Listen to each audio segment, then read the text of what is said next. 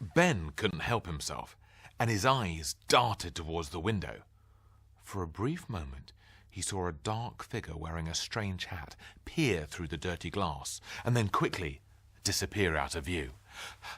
"There was a man peering in at the window," said Ben breathlessly. "I know," said Granny. "I told you not to look." Shall I go out and see who it was?" said Ben, trying to hide the fact that he was more than a little frightened. Really, he wanted Granny to go out and see who it was. "Oh, I bet it was my nosy neighbour, Mr. Parker. He lives at number 7. He always wears a pork pie hat, and he keeps spying on me." "Why?" asked Ben. Granny shrugged. "I don't know. I imagine he has a rather cold head or something." "What?" said Ben. No, not his hat. I mean, why does he keep spying on you?" "Oh, he's a retired major, and now he runs the Neighbourhood Watch scheme in Grey Close."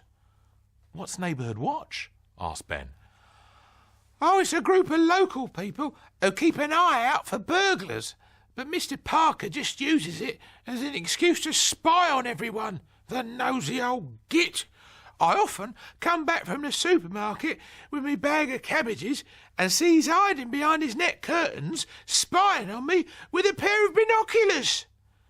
"Is he suspicious about you?" said Ben, more than a little panicked. He didn't want to be thrown in jail for aiding and abetting a criminal. He didn't really know what abetting meant, actually, but he knew it was a crime, and he knew he was too young for prison. "Oh, he's suspicious about everyone. We have to keep an eye out for him, young lad. The man is a menace." Ben went over to the window and peered out. He couldn't see anyone. Bring! Ben's heart missed a beat. It was only the doorbell, but if they let Mr. Parker inside, he would see all the evidence the police would need to send Ben and his granny straight to prison.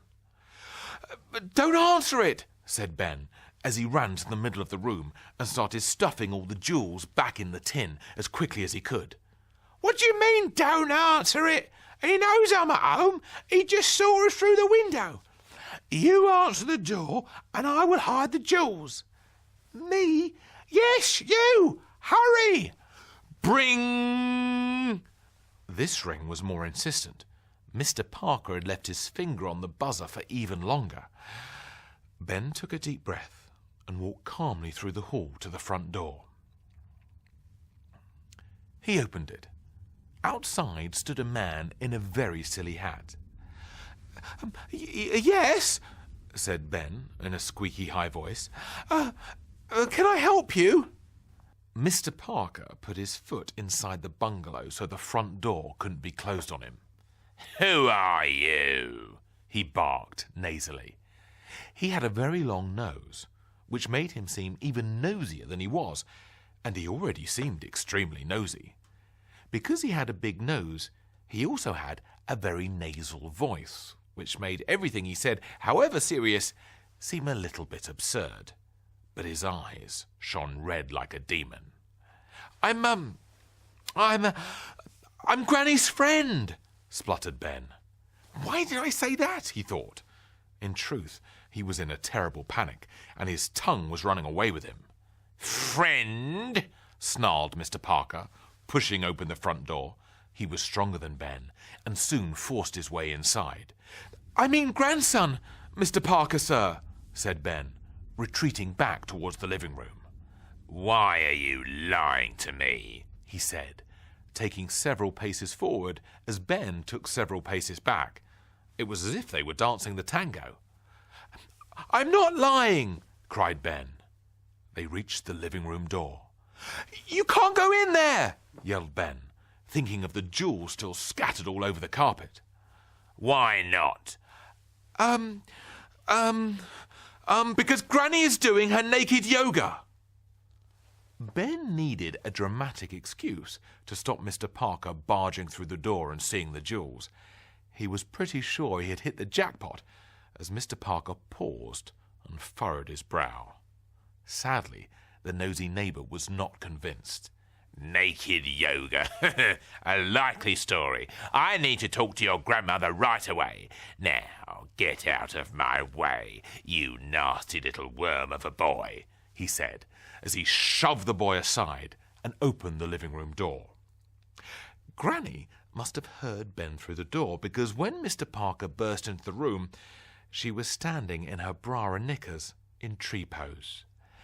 Mr. Parker, do you mind? Said Granny in mock horror that he had seen her in a state of undress. Mr. Parker's eyes spun around the room. He didn't know where to look, so he fixed his glare on the now bare carpet. Excuse me, madam, but I need to ask you, where are those jewels I saw a moment ago? Ben spied the Silver Jubilee biscuit tin poking out from behind the sofa. Surreptitiously, he edged it out of view with his foot. What jewels, Mr. Parker? Have you been spying on me again? Demanded Granny, still in her underwear. Well, he spluttered. I had good reason. I was suspicious when I saw a young gentleman enter your property. I thought he might be a burglar. I let him in through the front door. No, he might have been a very charming burglar. He might have weaseled his way into your confidence. He's my grandson. He stays every Friday night. Ah, said Mr. Parker triumphantly. But it's not Friday night, so you can see why my suspicions were raised. And as head of Grey Close's neighbourhood watch, I must report anything suspicious I see to the police. I've got a good mind to report you to the police, Mr. Parker, said Ben. Granny looked at him curiously. Whatever for? Said the man. His eyes narrowed. They were now so red, it was like there was a fire in his brain. For spying on old ladies in their underwear, said Ben triumphantly. Granny winked at Ben. She was fully clothed when I looked through the window, protested Mr. Parker. That's what they all say, said Granny. Now get out of my house before you're arrested for being a peeping Tom. You've not heard the last of me. Good day, said Mr. Parker. With that, he spun on his heels and left the room. Granny and Ben heard the front door slam behind him, and they ran over to the window and watched him scuttle back to his bungalow. I think we frightened him off, said Ben. Oh, but he'll be back, said Granny. We have to be very careful. Yes, said Ben, more than a little alarmed. We'd better hide this tin somewhere else. Granny thought for a moment. Yes, I'll put it under the floorboards. OK, said Ben. But first...